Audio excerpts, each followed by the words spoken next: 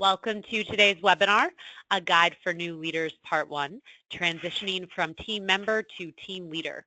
Thank you for taking time out of your day to join us. My name is Sarah Rawls, Director of Alumni Career Services, and with me today is Bill Gentry, who's a graduate of the college, and Jodie Charlop, who is an Oxford and College graduate, and one of our Emory Alumni Partner coaches and frequent presenter on the webinar program. And Bill, I think we can maybe give you that title now as well, since this is not your first webinar with us. And both Jodie and Bill are taking part in this wonderful three-part series because they feel strongly about supporting new managers, and we hear it all the time that our talented Emory alums are in these management roles and don't really receive the training to switch from contributor to leader. And Bill just came out with this book, Be the Boss Everyone Wants to Work For. So you can also pick up a copy of that if you'd like to learn more about the subjects that they'll review in this series. Thank you to those of you who sent in your scenarios and questions in advance. Bill and Jodie are going to focus on your scenarios to tailor this webinar to your needs. And then at the end of the webinar, we'll leave time for questions. So feel free to type in any new questions that have arisen in the Q&A area on your GoToWebinar control panel. Today's webinar will be recorded and housed on our YouTube channel. We have an Emory Alumni Career Services webinar playlist that now boasts over 75 webinars. And many of them do relate back to leadership and management. So I will send that out afterwards, and you can find this on that channel in about 3 business days. So before I turn it over to Jodie and Bill, I do just want to remind everyone to visit our website, alumni.emory.edu/career. And underneath, you'll find professional development offerings, including our webinars, and that's how you can sign up for Part 2 and 3 of this series, which Bill has listed on the title slide. And I will also send out information after this on a great new online career community that we've launched called Emory Connects that helps you identify Emory connections, students, alums, faculty, all on your computer or mobile app. So I'll tell you a bit more about our presenters today. Bill Gentry is the Executive Director of Brave Leaders, Inc., a division of the Breene Brown Education and Research Group. Brave Leaders, Inc. provides a research-based courage-building program to help individuals, teams, and organizations answer a call to courage and develop brave leaders based on 4 teachable, observable, and measurable skills. In addition, Bill is an adjunct professor at several colleges and universities. And you can learn more about him by visiting him on LinkedIn, or again, I'll send out the link for his book. And founder of Potential Matters and Acceleration Partners and coaching partner to the Emory Alumni Association, Jodie Charlop specializes in working with professionals who have at least 10 years of experience and who want to build careers that matter and become leaders that matter. Connect with Jodie on LinkedIn, or you can learn about her on our website. So again, I'll send you that information afterwards in case you'd like to schedule an appointment with Jodie. So thank you so much for joining us today. Bill, I'll turn it over to you. Thank you for having us. I appreciate it, and hi to all of my fellow Emory alums. And Jodie, you're here as well, so thanks for joining me. Absolutely, Bill. Glad to be here again. It's an important topic. Yeah, so again, thanks for the introduction. What we're going to do today is part 1 of a 3-part series looking at how to go from being an excellent team member to now leading the team, going from peer to boss, going from even being a friend to now being a boss to people, being part of a team to now leading a team. Next month, part 2 is going to be about a topic that Jodie and I hear a lot when we talk with not only first-time managers and new leaders, but just individual contributors, those with lots of years of experience even, how to manage up better. And then in August, we're going to be doing an hour webinar on organizational politics and the ins and outs, the good, the bad, the ugly, and the reality around what organizational politics is. So I hope that y'all like this one and join us for the other 2. So we're going to go ahead and jump right into what this first part of the series is, transition from team member to team leader. And what we want to make sure you know about today, based on the research, what are 6 important aspects first-time managers must flip to be effective? I'll talk a little bit about that. But the real deep dive that we're going to be doing is the flip around relationships. Earlier, Jodie and I, just a few months ago, in fact, did a webinar that is probably there in the archives that you can look at as well, that you can get all sorts of stuff on what those 6 key flips are at a very high level. Today, we're going to go into a deep dive around what it means to flip around relationships and give you some practical, actionable tips and advice to make that transition from being a team member to being a team leader. And if you'd like, please feel free to follow me at lead_better and use the hashtag #BeTheBossBook. It's a great way to build a community and even follow the Emory alumni community there, the Twitter handle there in the upper right-hand corner. Again, Jodie and I are here to help, but we can only help so much and only do stuff for an hour. It's a great way to stay connected with you all who are really interested in it. So that's what we're hoping you get away with today. And to kind of start us off, to kind of open up to how important it is, all these firsts that happen. Think about, and I always open things up with think about the first car that you ever had. This is a picture of me and my first car that I actually had when I was at Emory. Jodie, do you remember the first car that you ever had? I have, and I was thinking about it too, just going forward. I remember I was thinking my first kiss and my first dance, and how 40 years later, that's so memorable. It's just so amazing. I remember the place, the name, and everything. So it's amazing how firsts are so powerful. They sure are, and I remember that my Chevy Blazer there. It actually got stolen from the P-Vine deck about a week before I graduated. I remember clearly that night. It was horrible, but I love that car, and there's a lot of memories in that car, and I can remember just the way that the steering wheel felt. I can remember all the presets on the radio. There was a leaky Chinese food in the back, and it left a permanent stain in the back seat. I can kind of remember all those things. Oh wow, all those details. I know, and just like you said, for your first kiss, your first dance, you remember all these memorable firsts. And as I write, and as I have here, becoming a manager for the first time, it will leave an indelible impression on you, just like your first car, just like your first kiss, just like your first job. One of the reasons why is because it is something completely different psychologically, emotionally, than what you've done as an individual contributor. And I know, Jodie, this kind of slide and the words here on this slide really mean a lot to you in terms of how people transition and what it means to really be a first-time manager and a new leader. Is that right? Yeah, absolutely. What's so fascinating is, as we have talked about, Bill, on Friday, you're a contributor with a group of people you've worked with and know, and maybe even had good collegial relationships. And Monday, you walk in as the new boss, and it feels so different.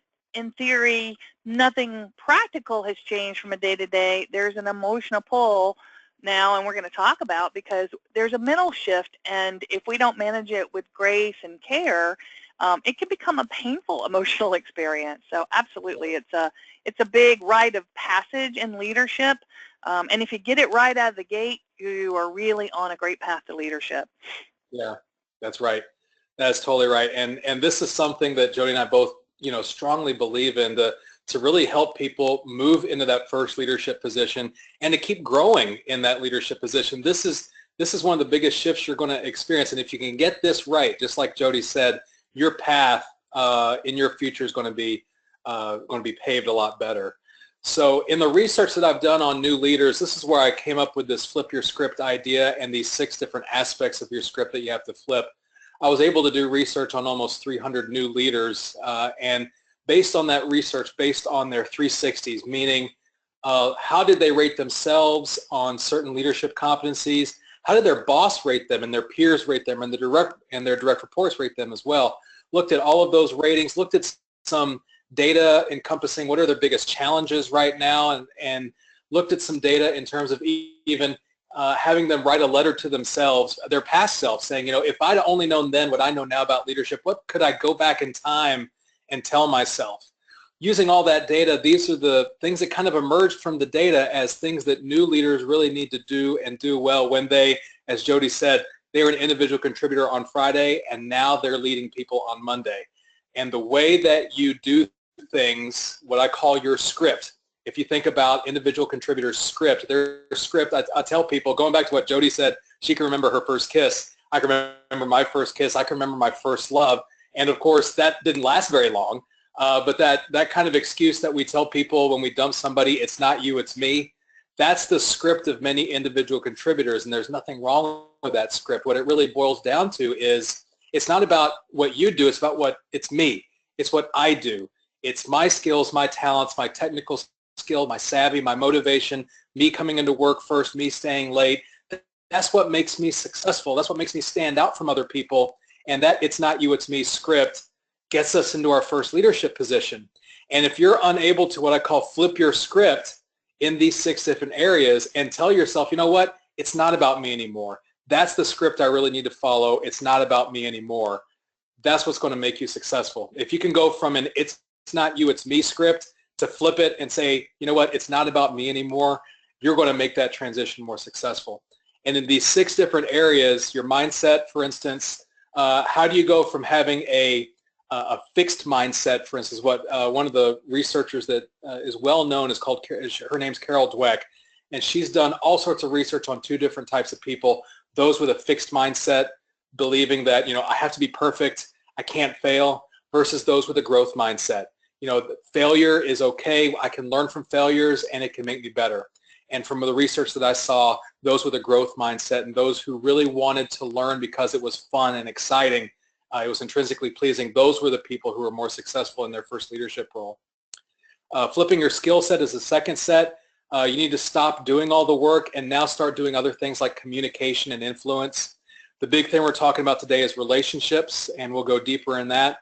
The last 3 is your do-it-all attitude. You know, how do you go from actually doing the work to now coaching and developing and mentoring others doing their work? Interestingly enough, flipping your perspective deals with the other 2 things that we're going to be talking about in the next couple of months. How do you deal with organizational politics, which we're going to be talking about in August, and how do you deal with managing up and managing around and all those sorts of things that you have to do when you become a leader, and that's what we're going to be talking about next month, managing up. And then finally, flipping your focus. How do you do all these things with your character and integrity intact? If you want to get a little deeper in these, again, one of the archives, one of the things that we did before was an overview of these 6, but the thing that Jodie and I are really going to focus on today is that third flip, is flipping your relationships. How do you go from being part of the team to now leading a team? Jodie, is there anything else you want to say before we get started and going deeper into it? No, absolutely. I mean, I think as we go through the scenarios, we'll provide some examples, and also this just to encourage folks as we think about this. You know, I think a lot of times we're early on as we're becoming that new leader, we're so wanting to prove ourselves that we think we have to do it all, and we think we have to be, you know, our mindset of how we go into leadership means I'm in charge. But this is a critical time when mentoring and development can really be helpful because, you know, calls like today, but just making sure that when you're moving into those kinds of roles, be courageous and ask for help to talk through that new leadership role and how other people have handled it, or maybe even people up the food chain to talk through some scenarios in real time with you.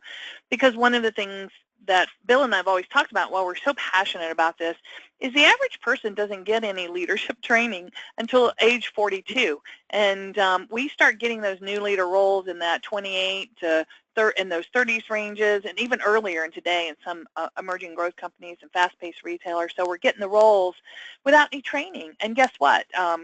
As Carol Dweck talks about in growth mindset, we're learning, and we're still learning. And how do we navigate through to get better at it? And so finding partners, development partners early to talk around these things that cause emotional tension, or maybe where you don't feel as grounded, is really part of the growth process. So I'm just glad we're talking through it, because we'll be one little spark in your learning journey.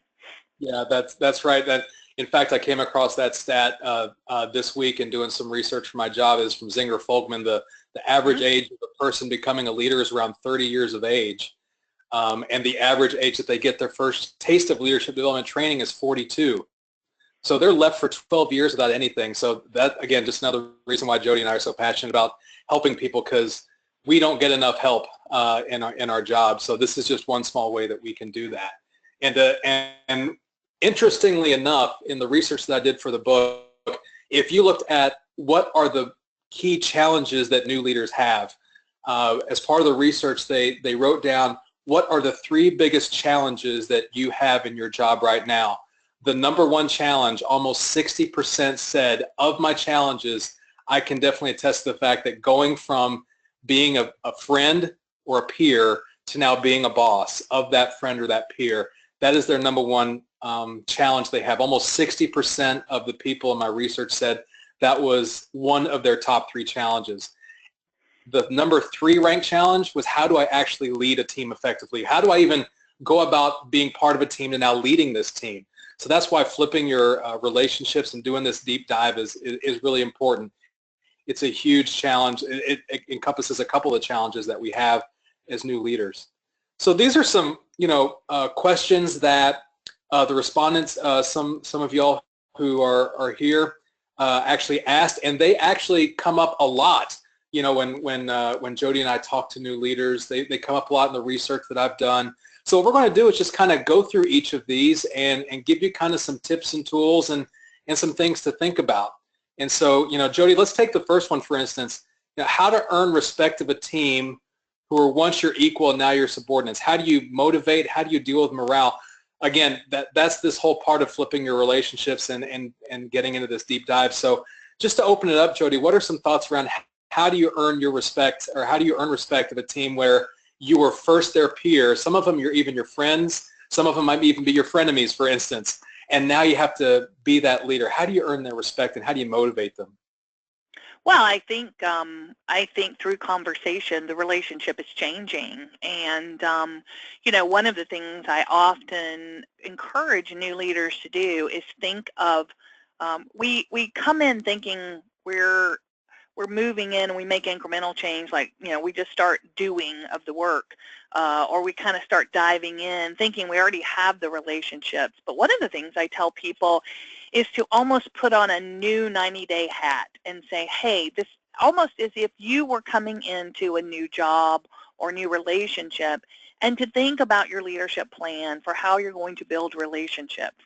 And while you may have some relationships, it's really thinking through how are those relationships currently, and really almost stepping out of the friendliness of it and just getting an objective look at, who's on my team now, what type of relationship do I have, what are some of the challenges and opportunities we have to work together, what are their strengths. I know as colleagues, they've also, and this is where it gets a little vulnerable, they've also confided a lot in you about things they're not happy with, or maybe there's things they don't like about management, or things. You may be privy to this new information, and the question is, how do you bring that in as a set of data? So one of the things I just encourage people is really almost take a leadership planning day and take a step back and try and get an objective view of who's on your team, and really think through how are those relationships currently. Even mapping on a scale of 1 to 10, we have a really good working relationship, because what we want to do is leverage the productive, power, healthy base that you have with people. If you had some difficulty with some colleagues before you got to be their boss, those probably aren't going to go away. And so just beginning to think about what's my strategy with relationships just at a higher level, and trying to get that objective view. The second piece is really just conversation. Hey, in that 90-day plan, a lot of times we tell new leaders, hey, meet with your people as the leader. You know them as a colleague, but hey, let's have our first initial one-on-one. Let's talk through, our relationship, what we hope to accomplish together. It's really almost, like I said, going through that mental shift and really talking through how you want your new relationship to be and having them feel some contribution in that. I think a lot of times as a new leader, we come in and we try to assert authority, and the reality is we need to kind of come in as a leader and figure out, what do these people need of me as their leader so I can bust obstacles, so I can help us be successful? What is my role with each of these people so I can get the best out of our working relationship? Does that make sense, Bill? I think it does. What really resonated with me is what you said about having a 90-day plan and having a new 90-day plan. It's like, you don't have to change everything on day one. You don't have to fix everything on day one. In fact, as a new leader, you don't really have to fix that. That shouldn't be your major goal, is to step in and say, this is what we're going to do, and we're going to do it now. I've been in my organization not even 2.5 months now. It's something new to me where I'm at Brave Leaders, Inc. And I remember clearly one of the things that my bosses and superiors really enjoyed of me in my first month or two is they really liked the fact that I didn't come in there with a vision and say, this is how we're going to run things. that would have freaked them out. I mean, that really would have scared them. If I came in there, new person, don't know anybody, and say, you know, I'm the leader of this kind of division, and this is exactly what we're going to do, and it's my way or the highway. That would have freaked them out, would have freaked my direct reports out. That's not the way to go about it. What they really enjoyed, and one of the things that I keep on doing is listening. Listening to all sorts of things, observing what's going on. In your 90 days, just like Jodie said, that should be part of your plan, listening and observing. Isn't that right, Jodie? Oh, absolutely. And what's interesting about this, Bill, is this rinse, wash, and repeat is so important for every leadership shift you make, because a lot of times, and the statistics coming out say, you know, 40% of new leaders fail because they come in as an authority, trying to make change before they really understood the landscape. And so it's just really important that you test assumptions, you have a chance to collaborate with people, you really have a chance to show you care and are listening as the leader first. But boy, I see it all the way up to the C-suite, people that derail early because they're coming in saying, I'm in charge, it's my way, and they haven't come in as a catalyst to really understand how we, and again, it's flipping that mindset from a me and my ideas. I think what's so interesting about being a brand new leader is we're so excited and enthusiastic. It's like, hey, I'm important and I have all these ideas, and I want to kind of make my mark. And it's so paradoxical that you have to do that now through others, and so it's great. I get people to listen to me now, but the paradox is you have to enroll people to engage with you, so you're building something. And so I think it's easy in that first leadership turn to kind of get over-eager and almost stump your toe 2 or 3 times, which is part of the rite of passage, but it can be a little bit easier and less painful to your career if you really start off those good exemplary practices early. And if you didn't do it the right way the first time and this is your second turn or your third turn, don't worry. This is what leadership development is all about. We learn and we get better. We learn and we get better. And relationships more often are very elastic. You can even go in and do a mea culpa and say, hey, I got out of the gate too fast. I was really excited, and I think I've harmed our relationship, and let's talk about what we need to do to really work together because I value you. And so even if you got out of the gate too fast, you can come back and catch it up, but it really is writing the relationships to make sure that you feel really that you have a strong, positive co-relationship with this person to do great work together. It's that going from me to we.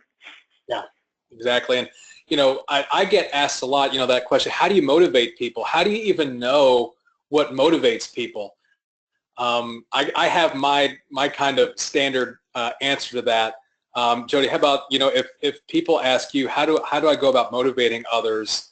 What's your response? And I'll share mine after you. Well, I mean, the first thing, it's really interesting. Whenever I'm working with any leader, I say, walk me through your people. You know, we're developing your leadership plan, your personal leadership, brand stand, what you're going to be about, your team, you know, how you're going to have impact on the enterprise.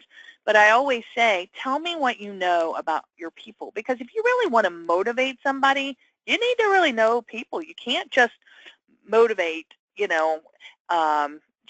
based on what, and a lot of people come in and try to motivate based on what I'm motivated on. Again, it's about me, and I'm motivated by this.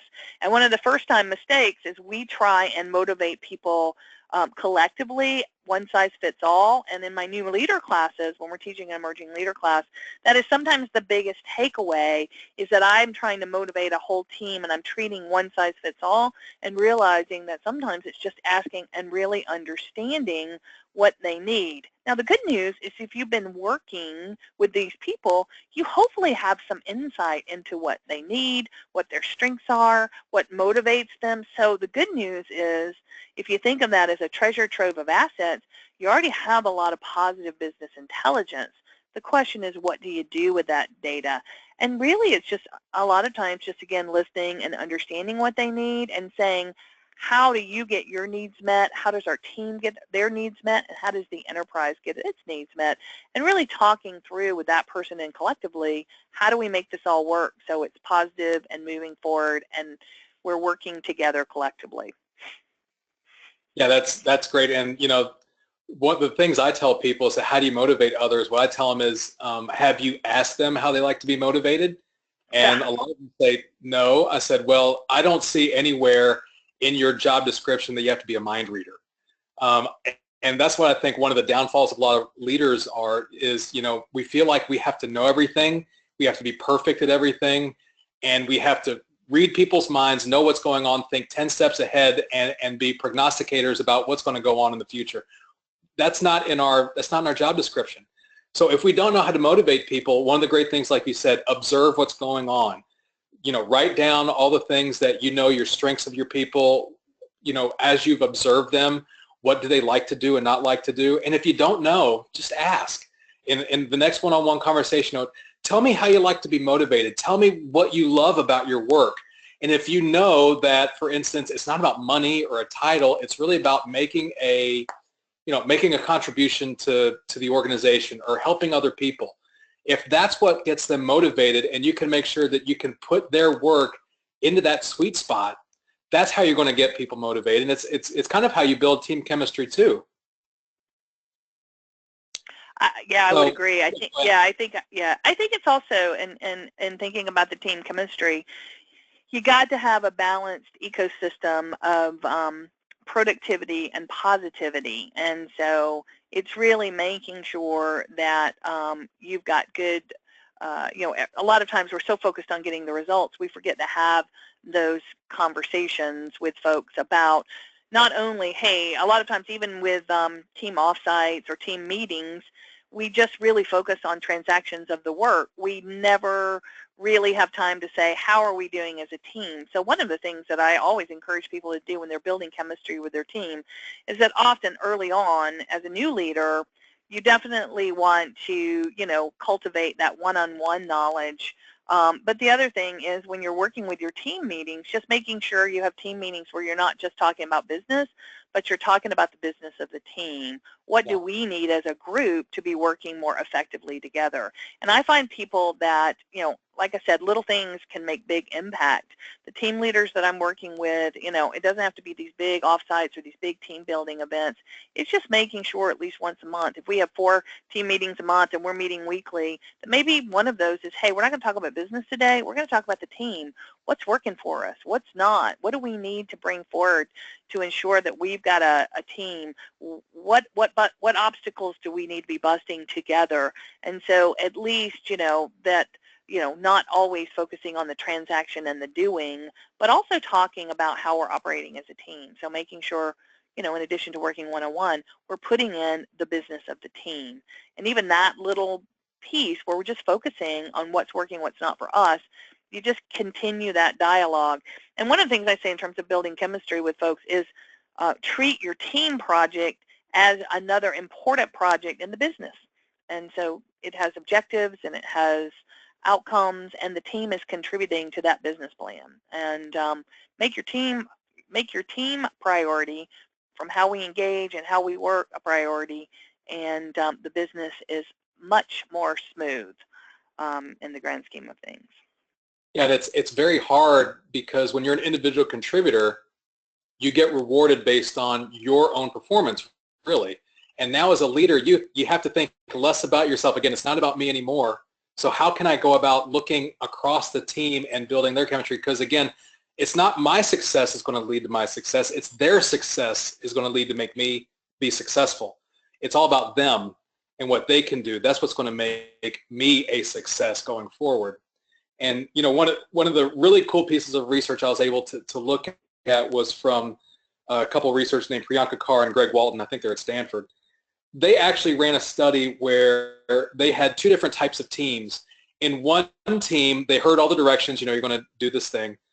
The other team heard the same exact directions, but the only difference was they heard the word together. As in together, you're going to be working on this project, and together, you're going to be doing these things.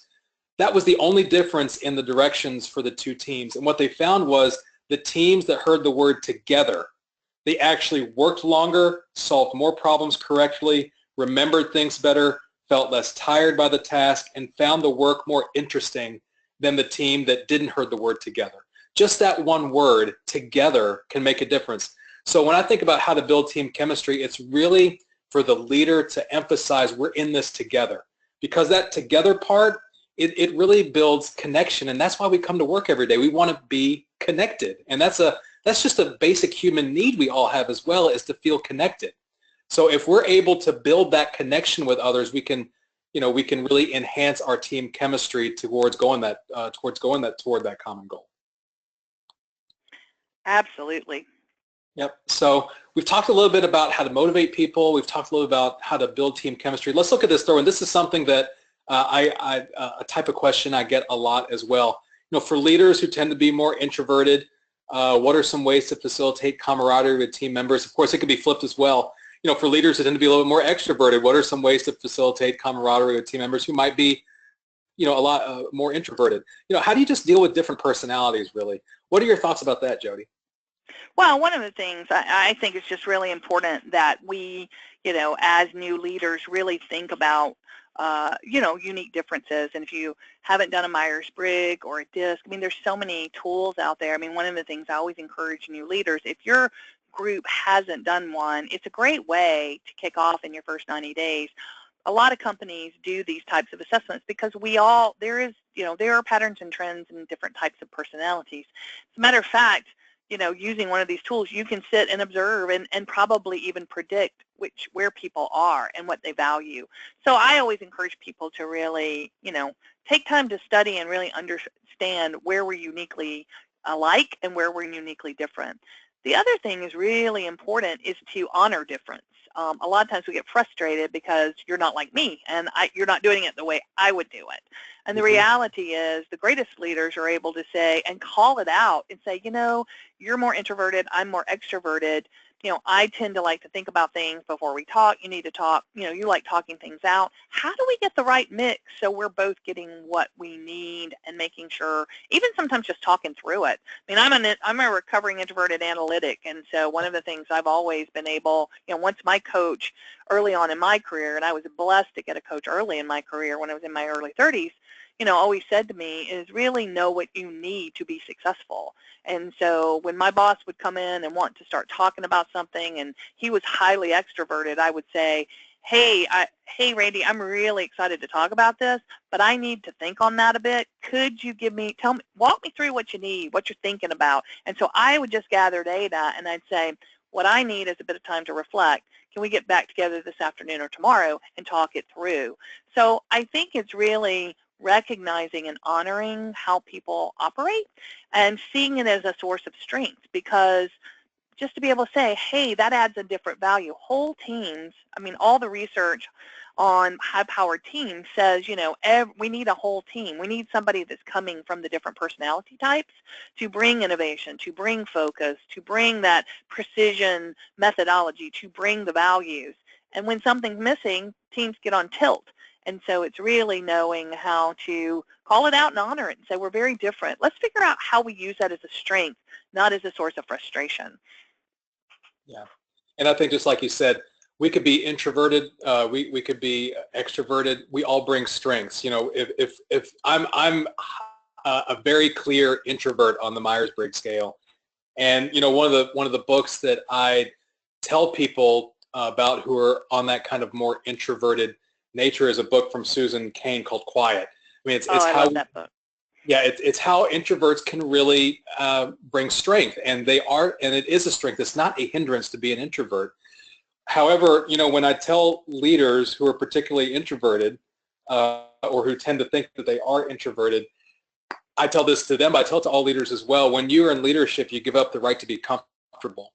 You can't go about doing the things that made you successful and be in that comfort zone and lead from that comfort zone. You have to get out of that. So for instance, as a leader, I know I'm a very clear introvert. If I have to lead a meeting, that's very tough for me. If I have to be in meetings every day, that's very tough for me. And you know what? That's what my role really dictates right now. If I have to lead a team of others who are highly extroverted and they want to share their information and they're very vocal about it, and that's the way they think, I have to really just be prepared for it. And I have to really understand this is how they're getting to the same sort of access point that I'm trying to get to. It's just we're going about it in a different way. So just like you said, if you don't really know how to do it, talk with the people, have an open dialogue. leaders are the ones who really have to go out of their way to do it. You have to be the proactive one to have those conversations. You can't wait for those things to come to you. The other thing, too, I think is important is that, the good news about being introverted is you do great one-on-ones. And so really building powerful one-on-one relationships is I always say in many ways introverts have an advantage in that regard because they do one-on-ones very well. And that's where you really bond relationships, is in that one-on-one, let's understand each other. In the meetings, I think also as a leader, if you're trying to build chemistry, build collegiality, facilitate with different team members, it's just being observant. And I think introverts are extremely observant. And so when we can really focus on the, one of the things, I took as a new leader or an early leader, one of the things my coach had recommended is to take a facilitation class. And one of the things they teach you is to observe the players. And so a lot of times we're focused so much on our content, we forget to observe the room. And so leaders need to make sure they're getting balanced perspective, making sure that they're getting different voices in the room. So if you've got a couple of extroverts that do all the talking and a couple of introverts that keep getting shut out, then you as a leader need to make sure you're getting that balanced perspective. And so sometimes it's saying, yes, Sally, you're feeling very boisterous and really strong on that. I'd like to hear from Sue or Bob. Bob, I know you have an opinion on that. And you almost have to reach in sometimes and grab people because you can see those dynamics at play oftentimes in any group meeting where we have people that tend to dominate the conversation. But I think a leader brings balance to making sure that voices are heard and people are treated with respect and become that kind of facilitator mediator. So, but you do it more as a guide, not as a control person. Yep. It's kind of like before we talked about how do you deal, how do you motivate people? It's not a one-size-fits-all type thing. How do you deal with different personalities? Again, it's not a one-size-fits-all type of thing. You really have to look at the individual and look at their needs individually. And it's kind of the same for me when we look at this fourth question that we have. What's some advice for younger managers with fewer years in the workplace that now have to deal with people who might be more seasoned? A lot of us at Emory are very high achievers. We're go-getters. We're going to be in this position a lot. How do you work and manage people across different generations? To me, it's not a one-size-fits-all type of thing either. What are your thoughts, Jodie? Well, I'm a big believer. I mean, Bill, you and I have talked about this. We have different. I'm not a big labeler because I think when we make assumptions about people, groups of people, or even generations, we're generalizing. And I'm a big believer that a leader tests assumptions. And we can't make assumptions that just because someone's from an older generation that we'll label that with something. I'm like, go into it and really assess it on its own merit. And so, and so really, again, it comes back to just understanding where people are and what they need and what they're working on. And the other thing is this one-size-fits-all, again, strategy that, we'll talk about that in a minute in the scenario, is that, it's not necessarily about hours or the way of working or whether somebody's technically savvy or not. It's what's the real value this person uniquely brings. Right. And it may be different values, and a lot of times you trade out. Not everybody's going to have everything you need, and as a leader, you got to kind of look and say, what is the treasure trove of value I have? So we get frustrated oftentimes on what people don't have, and we don't spend enough time to say, yes, that they may not have this, but they have other things. And so I think it's first of all valuing and honoring strengths of what people are bringing to the table. The other thing is really powerful is just reverse mentoring. There's been some great studies and some great case studies of people, I think of my 13-year-old son who even now, I think I'm pretty technically savvy, but he runs circles around me. Like I'll say, oh, I don't know how to do this. He's like, oh, you just do this, X, Y, and Z. He's grown up with technology in his hands, right. So he knows everything. Like he's a little mini expert. And so, it's like really knowing how to leverage each other. They, folks who are more seasoned can help you more with leadership, interpersonal, understanding things in a different way. and they learn too. We're all learning, growing beings, and we can continue to learn from each other if we can test assumptions and not make generalizations and really focus on, let me think about all the value this person can bring in their wholeness to us. You will have a more high-performing team if you can focus on the strengths. Yep. Yeah. One of my pet peeves is this whole generational kind of cohorted approach to work. You know, not all baby boomers are alike. Not all Gen Xers are alike. Not all millennials are alike. Not all whatever the next generation that's going to be coming in is alike. You know, I've looked at research. IBM did this huge study where they found that, you know, millennials and baby boomers and Gen Xers, you know, they all have similar career aspirations. We all want financial security. You know, we all want recognition for our accomplishments. We all want to, we'll even leave the organization for the same reasons as well. So it's less about looking at it through a generational cohort lens, to me, my opinion, and it's more about understanding that individual. And I think based on all four of these questions, I hope people kind of get the sense of what I'm saying, and maybe what Jodie's saying as well. It's less about the whole, and it's more about that one person. You know, asking questions about what motivates each person at your work, getting to know each person on an individual basis, observing what each person does like and doesn't like in their work or the surroundings that they have. Understand what each person wants to do and wants to get out of work. That's the major kind of aha moment for me when I became a leader. It's not a one-size-fits-all thing in terms of motivation, team chemistry, no matter how old they are. It's really about that real one-on-one relationship I have with each of my direct reports. What do you think, Jodie? I think also, and this is the hard part of humanity, and it's the hard part of leadership, is suspending judgment. And I think because we can't be objective when we're judging people about what they're doing, because we're putting it through our value lens. Yep. And one of the greatest gifts that you grow into as a leader is understanding that what you need is different from what I need.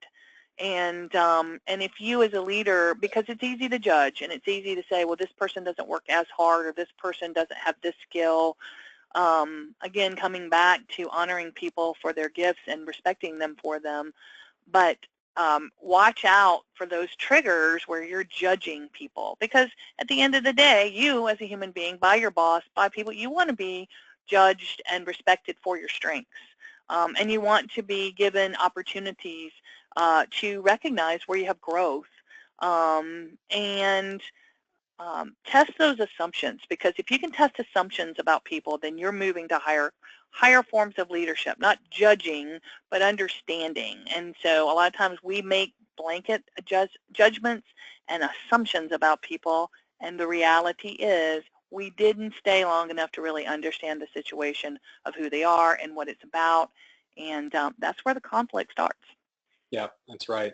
And so before we get into scenarios, there's one thing that I'd like to share. This is some stuff, and I know that Jodie's looked at this as well, as how do you go from being, you know, part of a team now leading a team? What are some ways what are some key takeaway things that you can go from, hey, if we were friends, maybe, you know, we worked alongside each other on Friday, our kids play soccer together, I had them over for a barbecue this weekend, and now I'm that person's boss. What do I need to do? And as we've talked about before, it's the responsibility of you as the new leader to have these conversations.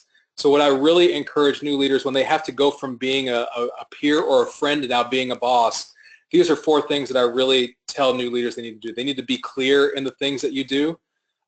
They need to, each one of you who are new leaders, you need to be proactive in having that conversation with your friend that say your work relationship has changed now. And it's your job as the boss to talk about what the new responsibilities are, to set clear expectations, and to even put some boundaries around. You need to be aware. You need to be aware of what's going on, what you are doing and what you're not doing, because as a leader, people are going to observe and notice and scrutinize every single thing you do or don't do. And if you think about it, if you're not meaning to treat your former peers, even some of your friends, with special treatment, but that's the way it's being perceived, you need to be aware of what you're doing so that's not the case anymore. You need to be fair. You need to be fair and be very transparent. You need to know the difference between fairness and equality. It's okay to not treat everyone the same way, but to treat everyone fairly. And then finally, need to be prepared. One of the things that I learned from one of my professors at Emory was Steve Nowicki. He's in the psychology department. A great friend, great mentor, still a great friend and mentor to mine. He says that all relationships go through a cycle of choice, beginning, deepening, and ending. And when you become your friend's boss, your relationship as it was came to an end, and you have to be prepared for what you need to do next. And it's your choice to whether to continue that relationship. It's going to be in a much different way now that you're that person's boss. So you as a leader need to be clear and aware and be fair and prepared for what you're going to be doing next as a leader, going from that peer or friend role to now being the boss of those people. You know what's interesting? I was just going to add from a peer perspective, what's interesting is that is to always build good relationships with your peers, because this is, as we think about working, oftentimes we discount peers even as you continue growing your career for the next 20 years. Peers are a tough group because you're not really accountable to them, but they're like friendly competitors. And so this peer group relationship issue will follow you for the next, for your entire career. Because even doing 360s all the way up, 360 feedback surveys where you get feedback all the way around your directs, your peers are always the toughest because peers can be very judgmental. But you want to build relationships with your peers where they can say, hey, if I didn't get it, I'm so glad you did. And make sure peer relationships, because that's one of the things leaders look for, is not necessarily are you the most productive, but will your peers accept you as their leader? And so we don't think about that when we're just hanging out being a producer. We're just one of the team, and we're not thinking about the kinds of leader-like relationships we have with these folks. We're in the trenches complaining about management. We're talking about rolling our eyes with what the boss did. I mean, we're kind of in it together, and then all of a sudden, guess what? You're the person that they're looking at now. So it's starting that leadership behavior, that leading leadership mindset early on how you comport yourself, because you need to be a leader at all times so you can grow to be an effective leader. And so and sometimes, as you were talking about the beginning and middle and ending of relationships, I've had a couple of tough situations where a leader, came in and, worked a long time with someone, and that person just couldn't recover. They were very angry. They didn't get the role, and they ultimately had to leave. And whether that is of their choice or whether or not, but because it was, and my leader tried to really work it out, kind of had these kinds of things, but you're only 50% of the equations. And I think, as you talk about being prepared, you just need to be prepared that if you do the right things by people, it still might not have it's hard, but it still might not have the outcome you seek because you're only 50% of that relationship. That's exactly right. Yep. So with the last 10 minutes or so that we have, there's a couple scenarios from the audience that I'd really like to get your opinion on, Jodie, and they kind of merge with some questions that we fielded before. A couple of them talk about reverse mentoring or managing more seasoned employees. So for instance, one person has she's in a new leadership position, which is going to entail mentoring a woman that's 20 years older than she is. Another person who's in her 20s, doesn't have a lot of quote-unquote real-world experience, but are going to have to manage people who might be 20 or 30 years with more experience than that person is. So how do you go about doing that, and how do you handle those types of interactions? Well, I think, first of all, it's mental mindset, that you're not the smartest person. I think you almost, again, it's like flipping that script, coming back to the mindset piece, that you're not the smartest person. What you're bringing is the guide of the team and the structure. You've been given a new set of responsibilities, but it doesn't diminish the knowledge that is already there. So, it's really reminding yourself that you're a learner and they're still teachers for you. But I think it's like managing that mental need to control and recognize that your job is not to control people, it's to get the best out of them. And so again, coming back, that you've got these really knowledgeable people, and it's really being able to go in and value that and really understand what they're bringing to the table. And think about, if you just put yourself in their shoes. A lot of times people are coming in and they're seeing, and their greatest fear is being devalued oftentimes. If you come back in and be able to say, hey, I really value what you have. I have a young leader right now that actually the boss ran the unit for 10 years, and for life and family purposes, she consciously said, I am moving back into the individual contributor role. I am at a point in my life where I need the extra flexibility, and I really don't want to be in the leader spot. And I've got a new leader with barely 5 years of experience in there, and he sees her as his go-to. She is one of the most knowledgeable people. She still leads different initiatives. He has continued to value her for everything she's bringing to the table. And when he's thinking about something, he goes to her and says, hey, obviously you've got a lot of seasoning in leadership. What about this scenario, or what about this scenario? So he bounces ideas on leadership off of her, and so they're leading up and down. So it's just recognizing that, first and foremost, it's not in our best interest to try to be the smartest person in the room, because we're not. And I remember coaching teams in Silicon Valley, and when I was working with all my leaders were under 30, and all of our clients were well over 30. And one of the things I had to teach them is, don't try to make your mark so hard. Just listen. You have an expertise you're bringing, but so do they. And if you try to outsmart them, you're going to lose. And so be comfortable in your skin that you bring some things and they bring some things, but honor them for the things they bring, because you almost stump your toe when you're trying to outsmart somebody who's smarter. That's and right. So it's really, I always say, just try to take a deep breath and recognize you don't have to know it all. That your job as a leader is to make sure you're using your assets, not be the person in charge and control and smart. And I think that's a rookie mistake that new leaders get into. Yep. Another scenario that was very interesting to me was kind of this is managing a martyr. Martyr might be a different word for people, but it's kind of really managing a workhorse. How, this person who comes into work early, stays late, does all the work, does it well, doubles, triples the amount of work everybody else does, so productive, doesn't really believe in work-life balance, and you're the new leader now. How do you manage that type of person or personality in your role now as a new leader? What do you think? Well, I've had that scenario happen. I remember a new leader, and he had come to me because he had been overlooked for promotion, and he was producing so much more than his peers.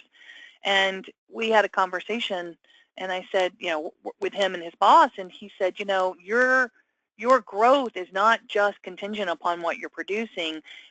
What we want is also a balanced perspective. We need you to have obviously we want you to be good at producing great work, but we also want you to grow as a leader and a colleague and as a peer. We want whole people. And if you choose to work harder, that's great. We're glad to take it, but it is your choice. And it is a bit of I do a whole lot of work around production trap behaviors. And again, we're measuring the system by what we produce and perform, and it's like a pound of production. But it really is also saying, my job is to grow you, and growing you also means cutting back on some of the work and making sure we keep the quality, but we also round you out, because if you want to grow, you got to grow beyond producing hours and hours of work. That may be good if you're working in a law firm and you're paying your dues and you outbill more than anybody, because you know what, they reward that, and it's a culture of production. Or in a technology company where you're in a new funding situation where you're in a critical life or death stake. But the reality is producers aren't leaders, and I as a leader need to grow you as a leader, because that's my job. A job of a leader is not to produce more work, it's to produce other leaders. And so it's really making sure that person, that part of their growth plan and part of their growth in their annual review is not just producing, but building relationships and putting on a leadership hat, because that's how you get people to be better. And so maybe part of their development plan is cutting back and saying, hey, I love the work you're doing, but let's make sure we're pacing it so we don't burn you out. So, you know, you have time for relationships. I have a 50-25-25 rule where I often teach people 50% production, 25% relationships, 25% fires of the day. When we're out of balance, we seem like we're oh so great, but we're really devaluing ourselves, because in the supply and demand world, whether it's a stock or inventory, too much of you makes you commonplace. So you're actually devaluing yourself by not adding in the new skills. And so that's a hard conversation you have to have with folks, because on one hand you love the production, but on the other hand you want people to know they need to grow. They need to grow wisely across all dimensions so they can be more effective in the long run. Yeah, that's what you just said about what your role as a leader is not to try to produce more, but it's to help people take your job, in fact. And in fact, it's what I told one of my former direct reports at my previous organization. I said, you know what, my job is to make sure that you can take my job 6 months, a year, 2 years from now, whenever the case may be that I move on to something else. I want that person to be able to take my job. And that's the type of conversation I need to have with every single person on my team. I want them to be able to step up after I move on to something else. That's the mark of a really great leader, is to make sure that they build a capacity of leadership so that they can be replaced when they move on to something else. I just saw a great cartoon going around on LinkedIn. It's like, and it really takes it to another level. It's like I've always been taught the job of leaders is not to produce. The job of leaders is to build other leaders. But when you know you've arrived, you can create a leader who can actually create another leader. And so that's when you know you've really done it, is when they can pay it forward and they're growing leaders on their team. Because I'm telling you, when you get leadership in there, results rise extraordinary. And so the job of a leader is to make sure we're not just paying attention to the doing. And new leaders, it's like, ooh, let's get it done, let's do more. But the reality is it's also about really making sure that people are growing as leaders. It doesn't mean they have to take the top chair, but they do need to have leadership mindset, and because they'll problem solve differently. They'll work together more collaboratively, but they need to be, that's part of the growth too, and you need to be holding them accountable to new ways of thinking about that technical, that relational, and that leadership mindset. Yeah. And the last, and modeling the way, and modeling the way yourself. Exactly. And we've got about 2 or 3 minutes left. The last thing we want to leave with is kind of a model or a framework for people to really think about when it comes to leadership. And one of the scenarios given as well, the last one we found was, this person is responsible for leadership development in a women's organization. There's going to be a number of new leaders. What are some tips to train them? Kind of the last thing I would leave with is this model what my former organization, Center for Creative Leadership, saw, that when effective leadership happens, these 3 things happen: direction and alignment and commitment. And so as leaders, if we can make sure that we can, provide direction, it's your responsibility as a leader to set a clear vision or purpose for your team.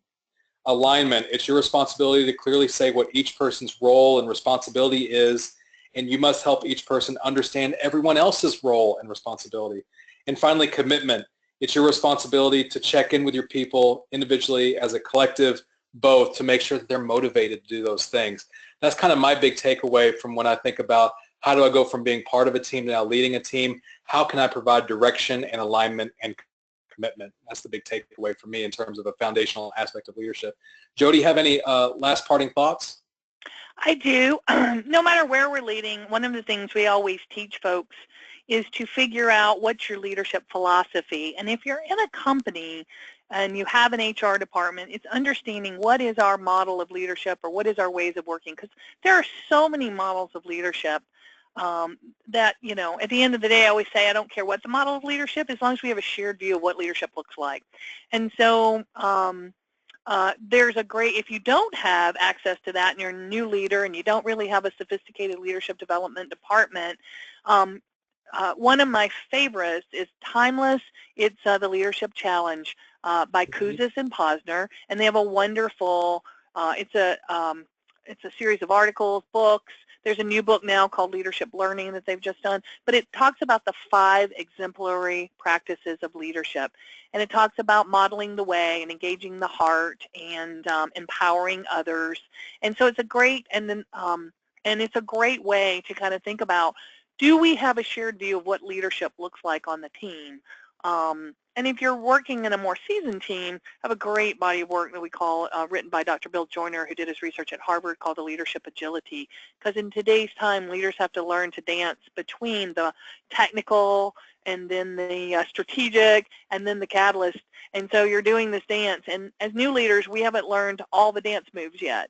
And so it's really thinking about even bringing in a conversation about what is our leadership philosophy and how are we going to lead together? What do we view leadership as? How will it show up on the team? Whether it's a volunteer organization or a new leadership team or just a team of 3, how do we view it and how are we going to measure how we're operating as leaders? And finding that common ground can really help you, because then when we're out of kilter, we can say, well, are we really being true to how we decided we're going to lead? And that in itself will put you in a higher level, because when everything goes awry, we can come back to those leadership principles. And normally that kind of grounds us to not make it personal, to really talk about how do we solve this as leaders, and act with your team as if everyone's a leader, and work with them as a team of leaders, and they will feel like leaders, and they will work harder, better, more effectively with you, because you're treating them with greater respect, not as doers, but as a team of leaders who are great at coming together to collectively build something bigger and better. Well, I think our hour is up. Sarah, I appreciate you putting this all together. Do you have any last-minute things that the audience needs to hear, anything? No, this is wonderful, and I think you are covering most of the questions. Someone was saying that those recommendations you just made were great, and she was wondering if they could be shared in the follow-up email. But we can set up the recording. If you do want to type those up, or I can type them up, we can certainly share those. I just love the messages. Great, that's awesome. Sounds like a lot of messages of respect and team first. So I think some past webinars you've done, Jodie, on emotional intelligence will be key too, in picking up on all the differences between your team members and knowing how to play up their strengths. So thank you so much for your time. I know this is an incredibly important subject. Best of luck to everyone as you implement these skills in your day-to-day workplace. And for those of you in Atlanta, join us this Friday afternoon from 4 to 6 at the Alumni House if you don't happen to have plans. We will have a panel of alumni experts talking about the shifts in consumer behavior and automation and how their major Atlanta organizations are adapting to those shifts. So join us for drinks and insights. And to everyone else, I will send you some online tools that you all can take part in before the next webinar on July 26th on Managing Up. So we hope to see you all then. All right. Y'all have a great day. Thanks so much. Thanks, folks. Thanks, well. Bye.